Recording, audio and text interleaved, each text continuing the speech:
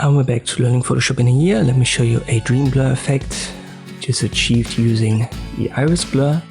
I'll copy this 2 times, pressing Ctrl J. We just need the original as backup, so make it invisible. We have a model and a background layer.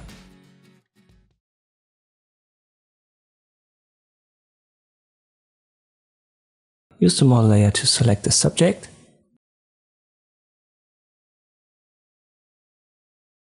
This time the selection wasn't perfect, so we have to work on it manually a little bit. I used the quick selection tool. The second mode is for adding, third mode for subtracting. And then I adjust the size a little bit and then go over it with a left click drag.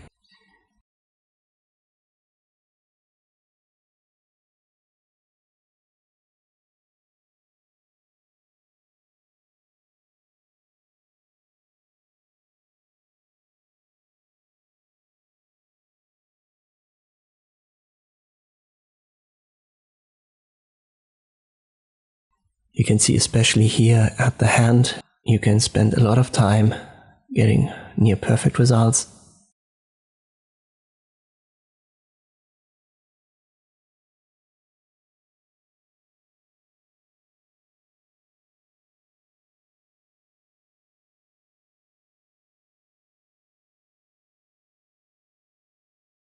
For our effect, we don't have to be too perfect, so I think that is fine.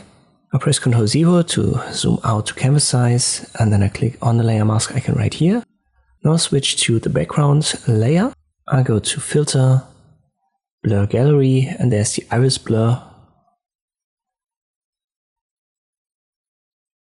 Here you get basically like an ellipse. Intensity can be adjusted via the slider or in center on this circle. Just left click drag on it.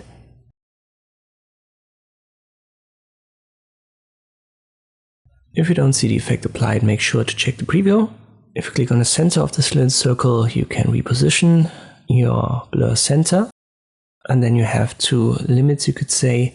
First one is for the start of the feathering of this blur, and one on the other side is for the end.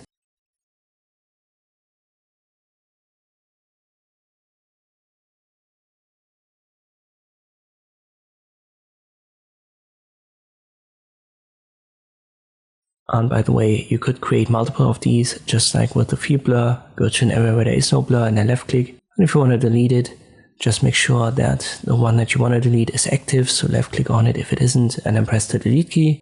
Once you've got what you want, confirm via OK.